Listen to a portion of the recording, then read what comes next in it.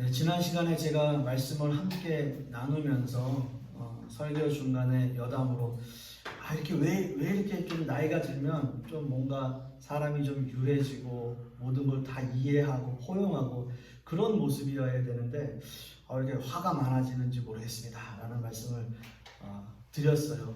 기억하세요 여러분? 다 기억하시리라 믿습니다. 어떤 의미에서 보면 제 연령대, 이제 50대 초반부터 중반, 후반 이렇게 되시는 분들은 뭔가 좀 이렇게 제 이야기를 혹시라도 공감하시는 분들이 있으실 수도 있을 것 같습니다. 오늘 본문에서 이야기하는 이 바울 사도의 말씀을 좀 빌리자면 제가 화가 많아지고 화를 내는 것은 진짜 내가 아니고 아마 다른 아이일 거다 라고 믿습니다. 여러분들도 혹시 그렇게 생각하시는지 모르겠어요. 바울 사도는 정말 대단한 신학자입니다. 초대교회 당시에 이방인의 사도로서 선교 여행을 다니면서 수없이 많은 교회를 개척한 정말 엄청난 사람이죠. 또 엄청난 제자이고요. 또 신학자이고 여러 가지 그렇습니다. 나름 철저하게 유대 신학을 배웠고 또 바리새인 중에 바리새인으로 인정받았던 또 그런 삶을 살았던 바울이 오늘 말씀을 통해서 하는 고백은 좀 뜻밖의 고백이다라고 할 수 있는 거죠. 19절 말씀에 이런 이야기를 해요. 내가 원하는 바 선은 행하지 아니하고 도리어 원하지 아니하는 바 악을 행하는도다 라는 고백을 해요. 나는 선을 행하고 싶지만 오히려 내가 원하지 않는 악을 행하고 있다.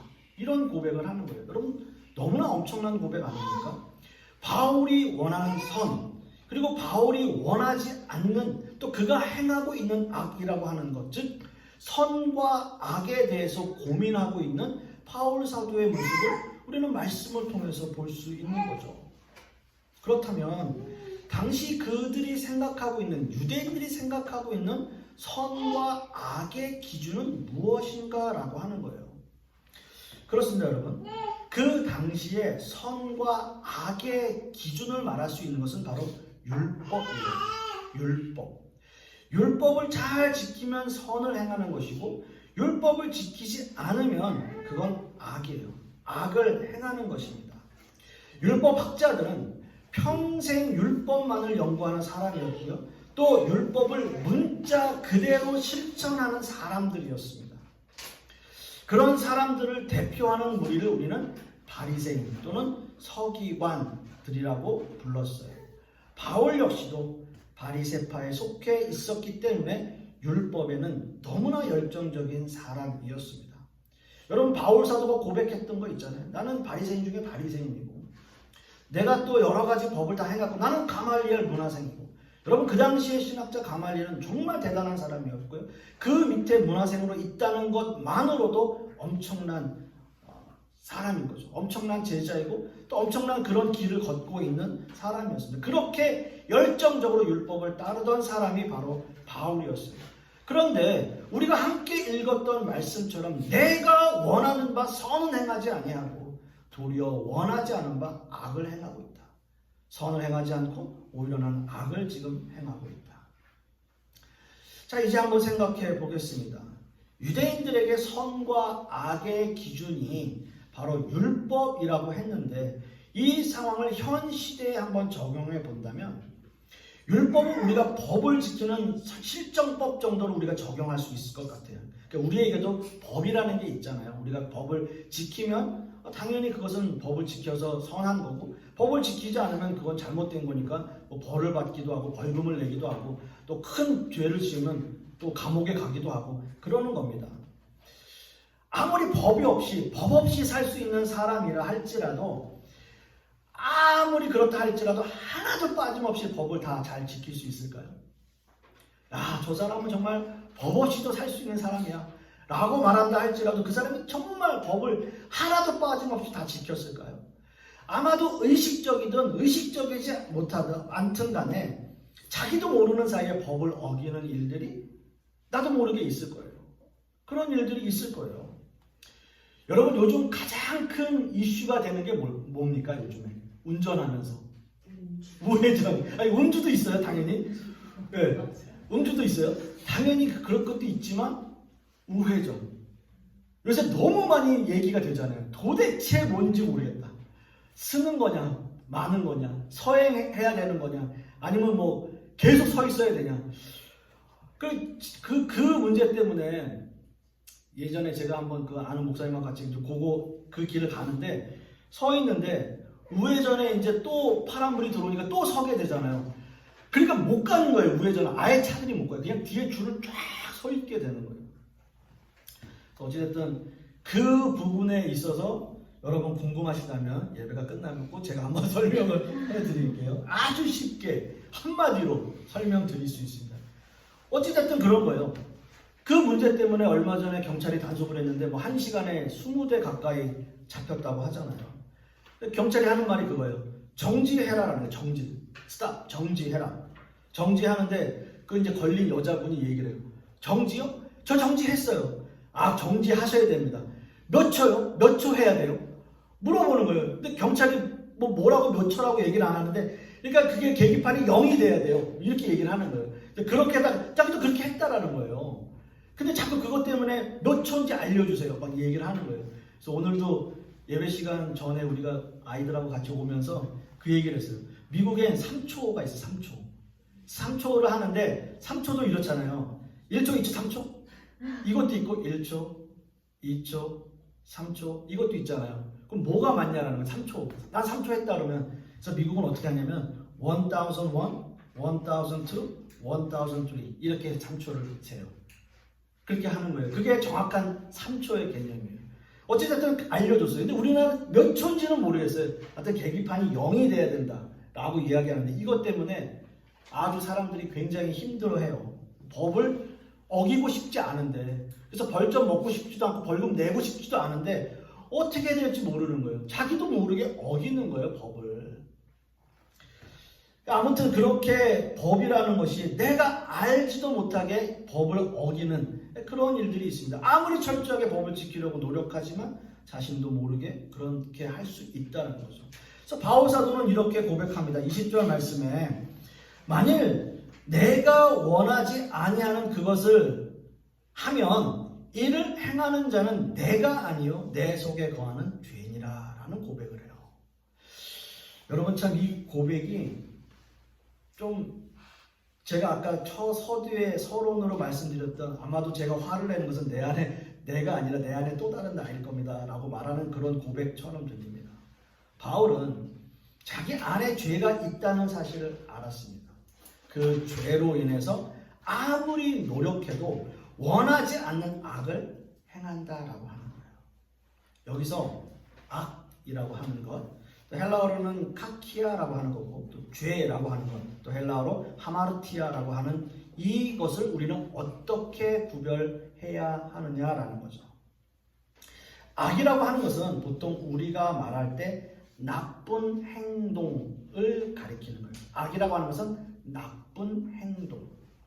그리고 죄는 그것을 일어나게 하는 근원적인 힘이에요. 그래서 나쁜 행동은 evil이라고 얘기를 하는 거 하고 그 죄라고 하는 근원적인 힘은 sin이라고 얘기를 하는 거예요. 영어로는요. 그래서 악, 즉 나쁜 행동은 우리가 노력해서 조금씩 줄여나갈 수 있어요. 나쁜 행동은 우리가 노력하면 줄여지는 거예요. 내가 안 하려고 노력하고 또 멈추려고 노력하고 자꾸 노력하는 거예요. 그래서 그게 조금씩 이렇게 없어지는 거예요. 죄는 달라요. 우리가 노력해서 줄여갈 수 있는 게 아니라는 거예요. 그 어떤 방식으로도 죄의 힘을 약화시킬 수 없어요. 내 힘으로, 내 능력으로. 그것은 우리가 죽음을 피할 수 없듯이 우리가 해결할 수 없는 문제라는 거예요. 자, 율법의 진심이었던 바울이 이 문제로 힘들어할 수밖에 없는 이유가 바로 여기에 있어요. 왜요? 바울도 우리와 똑같은 인간이에요.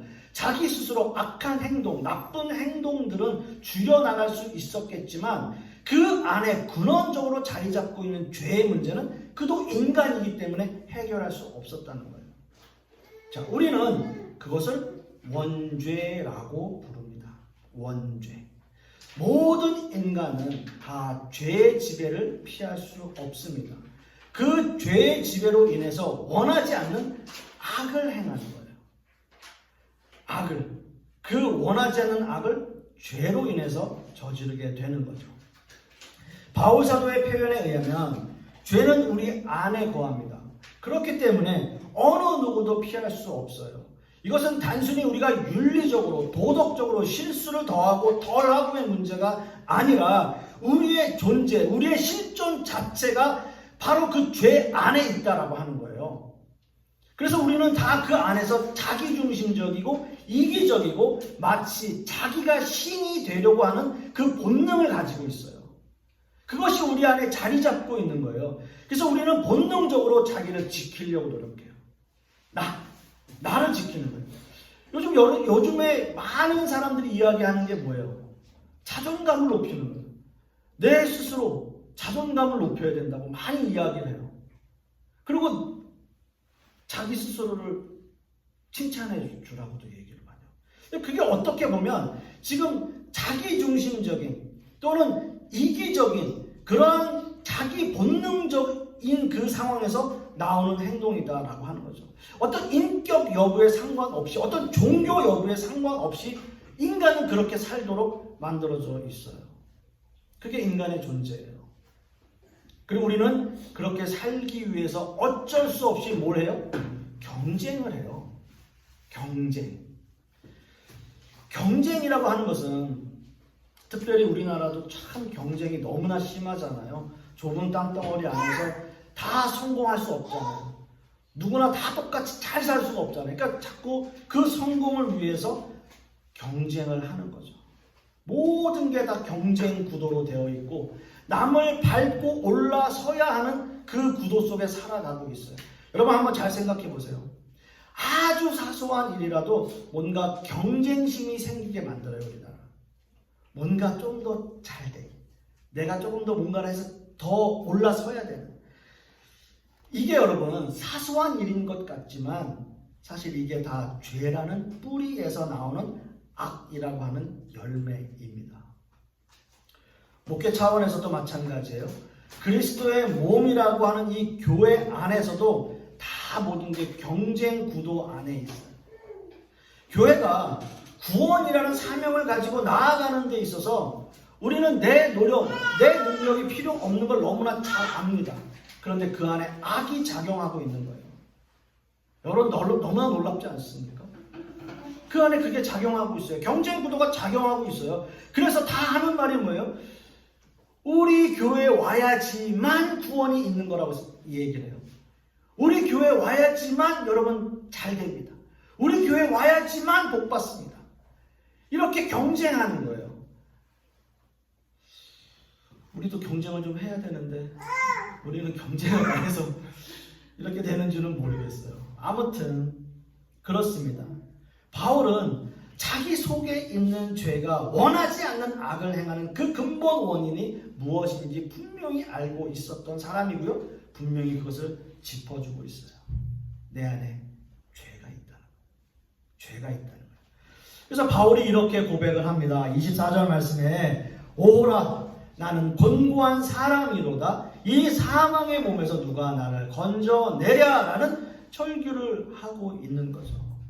바울은 완전한 절망에 빠졌습니다. 출구가 없어요. 그냥 갇힌 신세가 되었습니다. 물론 다른 사람들처럼 그냥 대충 아무 생각 없이 이게 죄인지 아닌지 이게 악한 행동인지 아닌지 그냥 생각 없이 살면 별 탈 없이 살 수도 있겠죠. 하지만 이것이 구원 문제와 직결된다는 사실을 알고 있기 때문에 바울 사도는 끝까지 이 문제를 밀어붙이는 거예요. 자꾸 절규하는 거예요. 내 안에 있는 이 죄를 어떻게 없앨 수 있는가? 아니 없앨 수 없다면 나는 어떻게 그 나쁜 행동들, 악한 행동들을 줄여갈 수 있을까라고 생각해요.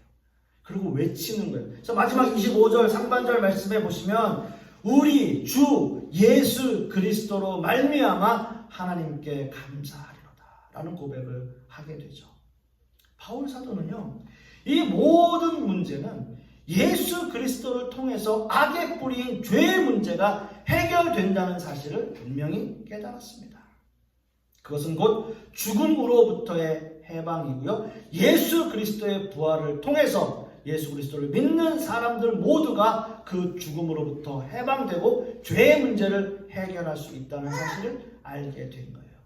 그리고 그것을 외치는 거예요. 그래서 우리 주 예수 그리스도로 말미암아 이 모든 것들이 해결된다라고 말씀하고 있는 거죠. 말씀의 결론을 맺습니다. 믿음으로 죄 문제가 해결된 기독교인들에게는 이 선과 악의 충돌이 더 이상 일어나지 않을까요? 그렇진 않아요. 완전히 선에만 속한 채 살아갈 수 있을까요? 그렇지 않아요. 그럴 수는 없어요. 그런 문제로 우리는 계속 어려움을 당할 거고요. 그것 문제 때문에 우리는 때로는 절망하고 때로는 낙심하지 않을 수가 없어요. 그런 일들은 우리에게 계속 있어요. 우리가 세상을 살아 숨쉬고 살아가는 그 모든 상황들 속에 이 선과 악은 늘 충돌하게 되고요. 우리는 그 문제로 인해서 늘 고민하고 마음 아파하는 일들이 있을 거예요. 그러나 그 근본 문제, 그 죄의 뿌리, 그 죄의 문제, 죽음의 문제를 해결하신 분이 바로 예수 그리스도시라는 것을 믿고 나아갈 때 우리는 이 세상을 말씀의 뜻대로 기쁨으로 살아갈 수 있는 존재로 바뀌게 되는 것입니다. 그렇습니다, 여러분. 우리는 여러 가지의 모양으로 또 그런 악의 행동들, 나쁜 행동들을 하면서 살아가고는 있지만 예수 그리스도를 믿음으로 우리 악의 뿌리인 죄가 끊어진다는 사실을 알고 믿을 때 우리 바울 사도처럼 하나님 앞에 늘 감사하는 또 그렇게 살아가는 저와 여러분들이 되실 수 있기를 소망하겠습니다. 기도하겠습니다. 아버지 하나님 감사합니다. 오늘 말씀을 통해서 우리가 깨닫는 것은 우리 안에 늘 악한 행동들과 죄가 함께 머물러 있다는 사실을 우리가 깨닫습니다. 그러나 우리가 악한 행동들을 자꾸 줄여가고 하지 않도록 노력하고 또 죄의 문제는 예수 그리스도를 통해 해결된 것임을 믿고 나아갈 때 우리가 그런 기쁜 마음으로 주님께 감사하는 마음으로 살아갈 수 있을 것입니다. 그러한 믿음으로 살아가는 우리 모든 성도님들 되게 하여 주시옵소서. 이 모든 말씀 우리 주 예수 그리스도의 이름으로 기도하옵고 이제는 우리 주 예수 그리스도의 은혜와 아버지 하나님의 극진하신 사랑과 성령님의 내주 교통하심이 오늘 말씀을 통해서 우리가 죄의 근원과 근본을 깨닫고 늘 주 예수 그리스도의 그 은혜로 우리가 이 모든 것들을 해결된 것임을 감사함으로 살아가기를 소망하는 우리 하나님의 백성들 머리 위에 그 자녀들 위에 그 사업과 직장 위에 그리고 우리 풍요로운 교회 위에 이제부터 영원토록 함께 있을지어다. 아멘.